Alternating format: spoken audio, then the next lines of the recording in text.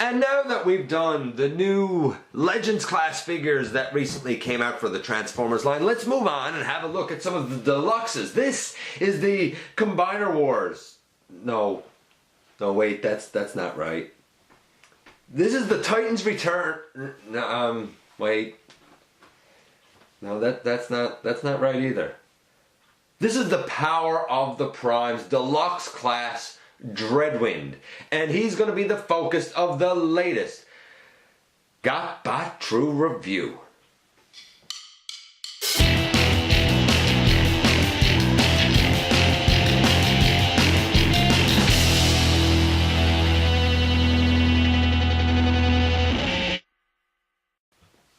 Hey folks, welcome back to the channel. I'm your host, as always, Dennis Moulton, aka GotBot. Please like, comment, subscribe, share, check me out everywhere. Check out Machinery of Man, the Everything Factor. Spend some time on the channel, see what it is that catches your interest. There's a lot of stuff to choose from, and this is Dreadwind, who goes combined somehow with what's going to be known as Blackwing, also traditionally in the G1 continuity known as Darkwing, and they go together to give us Dreadwing. A lot of people kind of mush on the name there, and I understand why, especially since Transformers Prime gave us a version of Dreadwing. But this is Dreadwind. Now, that being said, you heard me stumble over the introduction a little bit there because, in essence, this is the same old as Combiner Wars Skydive, who we're going to take a little look at comparison-wise with this guy in just a few minutes. Naturally, before that happens, we're going to take a second and look at what else comes in the package besides this guy. And here is the packaging. We have the art on top and Dreadwind down on the bottom. You can see the plane mode there. If we turn it around, you know, here we have on the back, and you can kind of see some of the integration here. We'll get to all of that stuff. And really the BIOS for these are all the same. It's just, you know, how will this Decepticon warrior or Autobot hero or whatever wield the power of the primes. And you can see that there's a prime up here. I think it's the Liege Maximo, maybe. But we'll get to all that in person. As always, we have the ever popular collector card. I don't like these. There's 12 variants because they all have to do with different primes and powers. This one is Megatronus. So this is Megatronus Dreadwind. Basically makes Dreadwind a better fighter, I think. Something like that. I don't know. Honestly, I'm not into these collector cards one little bit. They're a throwaway for me personally. Dreadwind also comes with this blaster. It's nice. It's just, you know, molded in this kind of teal aqua color. But it, you know, I guess it's accurate. It's a blaster. It's pretty cool. And of course, Dreadwind can hold it in his hand, no problem. Nothing too different or special there. But we do have other accessories with this guy. Namely, we have this ridiculous, I suppose, prime armor chest piece. It's going to serve as the combined hand. You know, the fingers right now are folded up here. There's two thumbs, and they have little pegs on them. And of course, here is the main peg that would be used in that mode. This can go attached to Dreadwind. We'll see that as well. You can take off that thing, and there's space there to put in a Titan Master or a Prime Master. So there's a Titan Master. There you go. There's Tiro in there for you. You know, I guess that's something. That being said, that other little piece that you took out, this little piece, apparently that can be categorized as another blaster. I suppose it could. It looks like it probably has 3 barrels at the front, so it's okay for that, I guess. But putting this back in, I think it's cool that they tried to integrate this into the figure. I don't know how well it works. We'll see. Speaking of the figure, let's get into him right now. And I feel like these guys are going to be really complicated. I mean, we've talked about a bunch of stuff already, and we're not even into the figure itself yet. like I said, this is a remold of Combiner Wars Skydive. There's a lot that's the same, like the legs, the feet, the thighs, the same. The shoulders and arms have been, I think, remolded. The forearms might be the same. The wings have been moved from the back, as they are on Skydive, to now down on the legs on a different piece. I'll talk about whether or not I think that was successful in just a little bit as well. Besides that, there's a new head and I think some changes to the torso. I do like that the combiner peg is covered on Dreadwind. At least they attempted to hide it. I think that that's great. I think that that is definitely a step forward. So taking him back out of it and focusing on Dreadwind. So, the paint apps, I'm gonna say, honestly, I'm gonna say 10. The reason being because it is extremely reminiscent of Dreadwind's coloring. Granted, the cockpit and nose section of the plane should be down over the chest. We don't have that. So it's slightly stylized, but it doesn't really bother me. Oops. The whole time I had that left down. It should be up, and that's the look that you have. So I'm going to say 10. Strong start, largely because we don't have a lot of fiction to compare to. Some from the comic books, and honestly, kind of who cares about the coloring that was used there, because I'm not saying who cares about the characterization there. I'm saying who cares about the coloring, because there was a lot of variation way back in the day. More recent incarnations of him also vary in color a bit, but I think that probably the best known layout for this guy is his toy scheme, and this embodies that quite nicely. You saw that I had the chest piece flipped down really by accident, but you know, you can flip that all the way down, and you can take the peg of this piece, and there's a hole right there, and assuming I can do this now, and there he is with his prime armor in place. It took a little finagling. It's a tight fit to get that peg in there, so that's why it took a little finagling. You know, if you want to kind of see it in all of its glory, well, here's a blaster put in there. We'll take this piece out.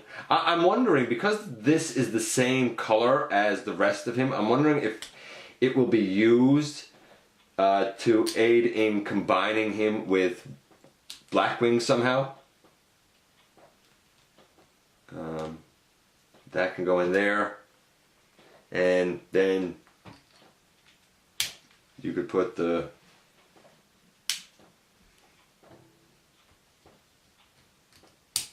Prime Master in there and have that. If you like that look, then you win. Okay. I'll take this out, and I'll take that out. It's a real tight fit with that, and I'm just going to take that off for now. So there's a lot of gimmicks going on here. There's no doubt about it. Whew. Whew. And we're still not done. Articulation for the guy. Left and right ball joint for the head. The shoulders can go all the way around.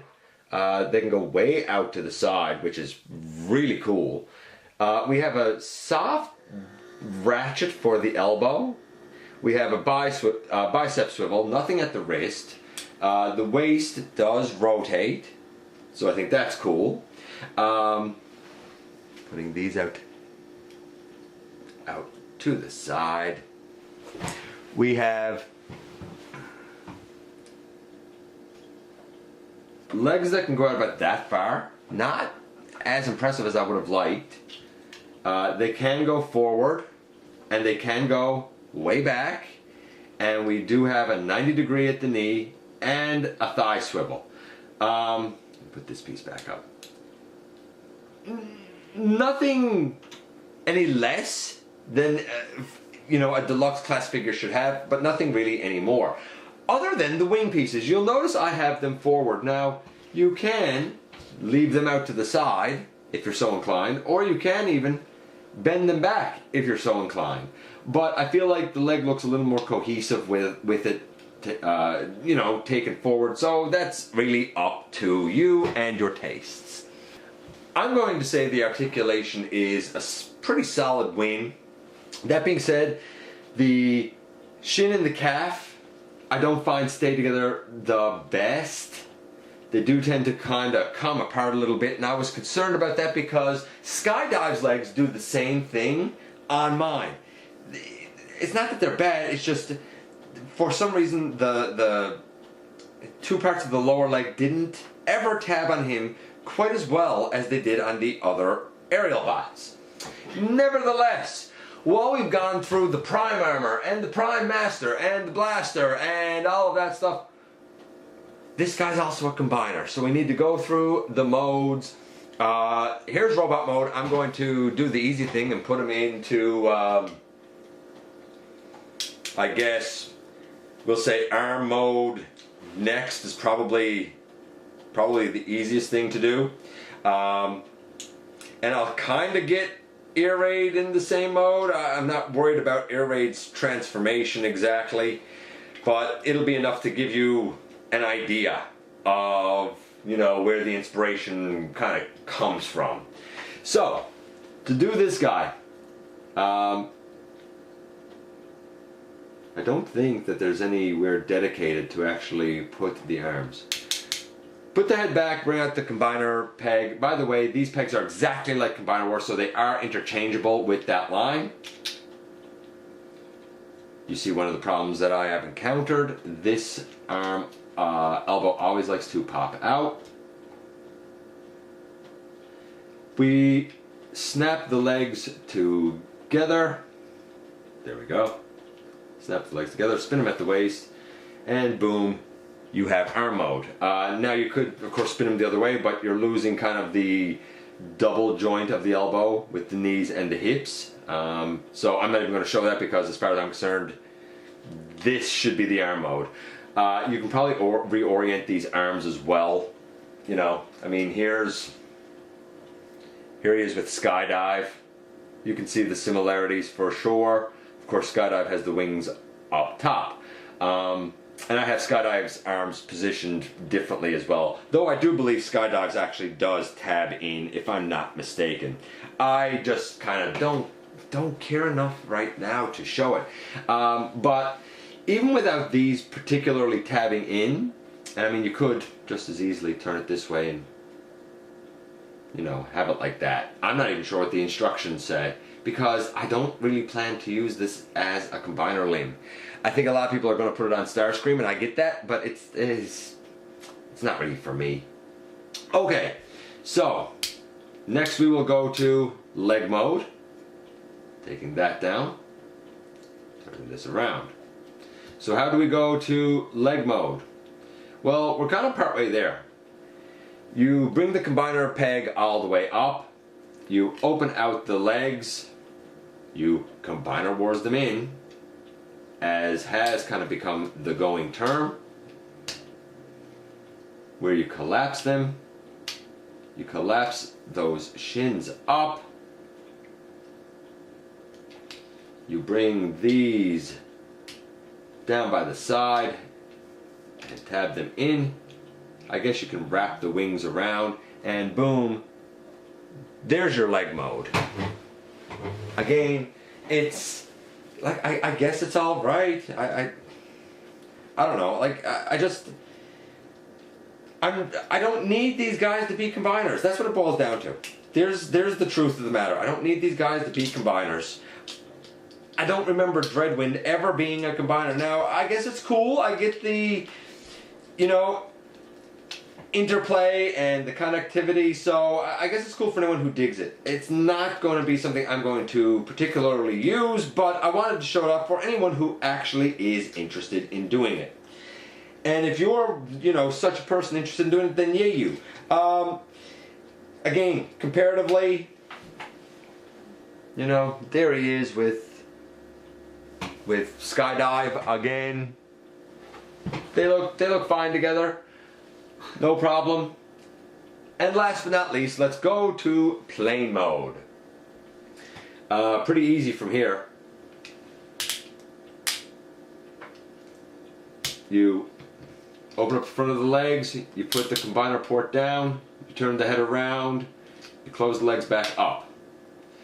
You pick the nose cone off of the back, you bring it all the way up over the head. Straighten out the wing, straighten out the wing. You'll notice that the arms are still quite a ways up. The shoulders will come down and come down.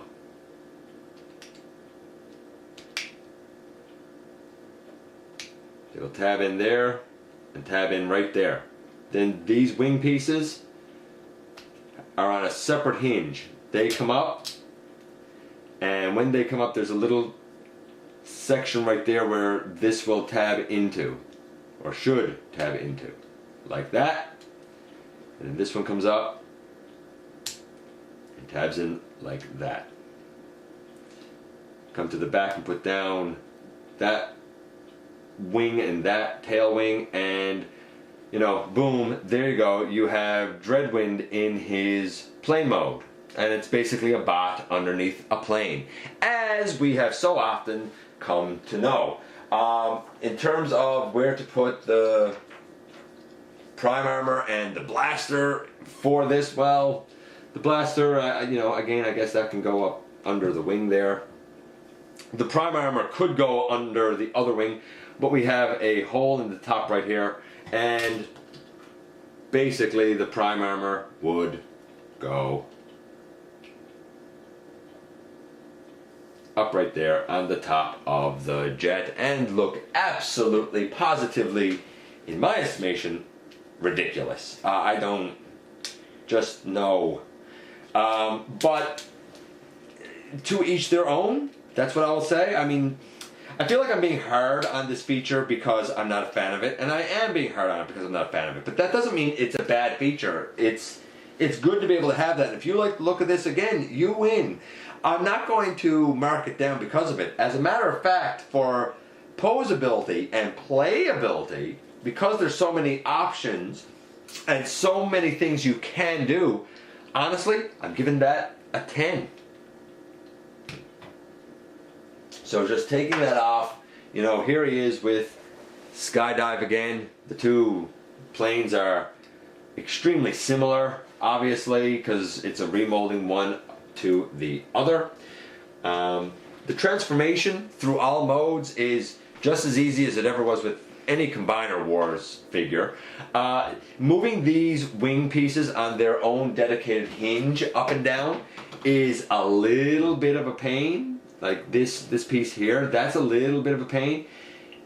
Sometimes it wants to tab in easily like it's doing right now. Sometimes it does not. I'm going to give the transformation through all modes a solid 9. It's not hard. You can do it.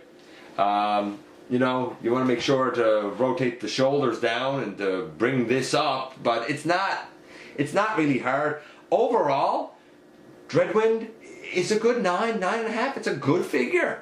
If you like Skydive, if you like the aerial bots from Combiner Wars, you're gonna like this guy. If you didn't like them, then you're not gonna like this guy. And that's the whole story with him. Thanks for dropping by. Thanks for giving me a bit of your very valuable time. And now that we have this guy out of the way, who is pretty much a straight up remold, let's move on to something a little more interesting. Anyway, I look forward to seeing you guys the next time right here that we have a visit inside the videos.